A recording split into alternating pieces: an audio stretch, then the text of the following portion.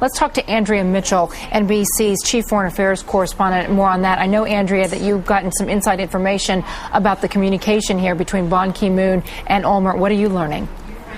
Well, first of all, this is a very, very strong public statement from Ban Ki-moon.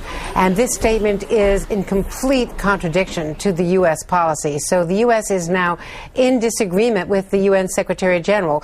In his statement, he says that he has spoken to Prime Minister Olmert, that he's conveyed his extreme concern and disappointment about the ground action, that he is convinced and alarmed that this escalation, as he puts it, will inevitably increase the already heavy suffering of the affected civilian populations. This from the UN Secretary General. He called for an immediate end to the ground operation and asked that Israel do all possible to ensure the protection of civilians and that humanitarian assistance be able to reach those in need. As you know from previous interviews here, the Israelis are saying that humanitarian assistance has been readily available and, in fact, has been blocked from being dispersed by Hamas.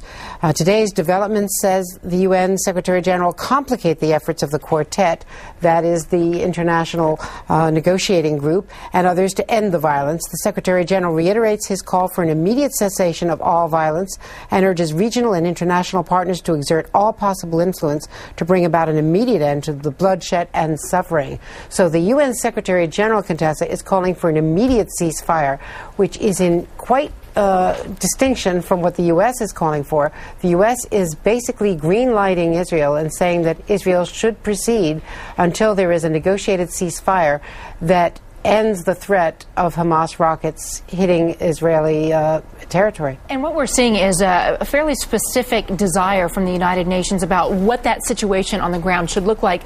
Robert Siri, who's the UN Special Coordinator for the Middle East peace process, has called for, of course, the international community to step up and to intervene, exert some influence to help end the immediate hostilities. A number of Arab leaders are slated to arrive in New York this coming week, hoping to find a solution to the problem that has been plaguing the Palestinians and the Israelis for so long. But in the meantime, Mr. Siri is saying that they need to reopen the crossings into Gaza. They need to allow people and vehicles free movement and to, of course, respect a ceasefire. He says that includes ending the rocket attacks from Gaza, ending the weapons smuggling from Hamas, but it also requires, he says, bringing Gaza back into the fold of the Palestinian Authority. What are you learning about the international outlook on the separation, Andrea, that we've seen? Hamas is duly elected, and yet it seems so far from what the Fatah movement, the part of the Palestinian political process that seemed more willing to head toward peace. Well, Fatah has been working very closely. Mahmoud Abbas, the leader of the Palestinians in the West Bank, the leader of Fatah, working very closely with the United States and is recognized as the leader of the Palestinians by the U.S., despite the election of Hamas, which some blame on a misguided Bush administration policy, criticizing the Bush administration for proceeding with that election without realizing that Hamas would win it. That said, the situation now is where there is this split. There is civil war between the two branches of the Palestinian movement. Hamas, up until now, has been isolated by the European Union, by the United States, and by others, although it has a lot of support, clearly, from Iran and Syria. Others in the Arab world have been very fiercely opposed. Egypt, Saudi Arabia, Jordan, the Sunni Arabs have been fiercely opposed to Hamas and therefore had been quiet during the early stages of this engagement. Now there will be increasing pressure from the Arab street, even in those countries. There was a big demonstration in Amman, Jordan only yesterday. That puts pressure on King Abdullah in Jordan and on the other Arab leaders. You've heard silence from the Arab League up until now, but with this ground operation, there's going to be increasing pressure by the Arab populations on their leaders to see some more action against Israel. Israel is also going to face, as you've seen, more criticism in Europe. The demonstration in London today, demonstrations elsewhere around the world. And it's not just from Israel. People on the ground. These are we're getting criticism now against Israel from the French leaders as well, the French politicians, and that's creating a division between some of the members of the European Union. Exactly. The French have always been much more critical of the Israelis. Sarkozy, trying to show that he can take a leadership position, had planned to go to Ramallah, had planned to get involved, go to Damascus, try to be the negotiator here. So he is trying very hard to set himself apart and take a leadership role from the French position. But now you clearly see a distinction between where the French are, where the Brits are, and the United States.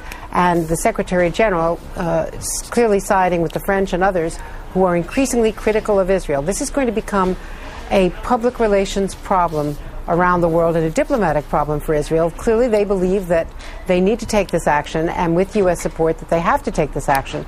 But the ability of Israel to avoid civilian casualties is going to be very difficult in this confined space, because unlike Lebanon, which was a disastrous engagement for Israel a couple of years ago, that ground operation, here in Gaza, there's no exit for the people who are contained in Gaza. There's the sea on one end.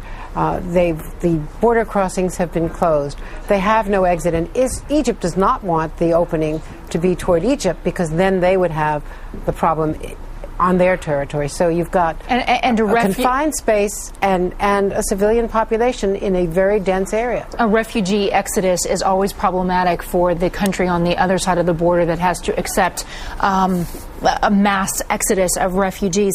We're looking ahead now, Andrea, to this UN Security Council. It will take place in a little more than half an hour. We're expecting to hear from ambassadors shortly at the stakeout cameras outside of the Security Council meeting.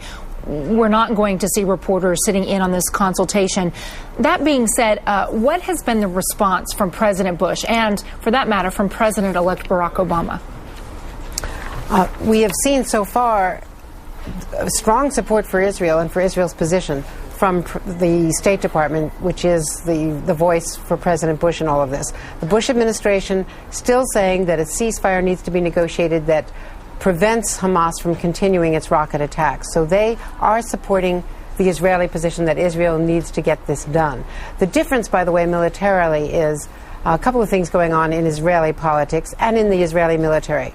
As you know, Contessa, there was sharp criticism, investigations, and commission reports in Israel on the way the former Israeli defense minister handled the Lebanon invasion. It was a ground war handled by an Air Force general, and by all accounts, including the Israel's own parliamentary investigations, it was a disaster for Israel militarily and a disaster politically and internationally, diplomatically for Israel. This is different in that Ehud Barak, the former prime minister and a highly regarded general, is the new defense minister. Now, complicating it is that he's also a candidate for prime minister in the elections in February. And that is a problem, or a complication, because a number of the major players, including the foreign minister, are candidates for election in February, and they will be accused, and already being accused in the Arab world and by their critics throughout the rest of the world, for doing this partly for political reasons. The foreign minister's personal popularity has gone up since this Gaza military action has taken place, since the initial air war has taken place, as has the defense minister Ehud Barak. Bibi Netanyahu is the other contender, and he is a hardliner. So the criticism of the Israeli politicians involved, the Israeli leaders involved, is that one of their motivations could be to show how tough they are against Bibi Netanyahu, who was leading at one point in the polls. The other complication, of course, is the American inauguration. The inauguration of Barack Obama here on January 20th. So far, he has said, and all of his people have said, there is only one president at a time. That has been their rigorous position.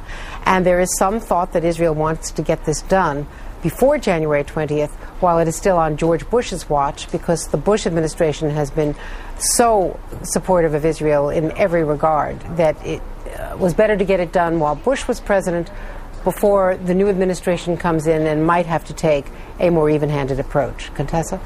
Andrea Mitchell, thank you so much for sharing your reporting with us.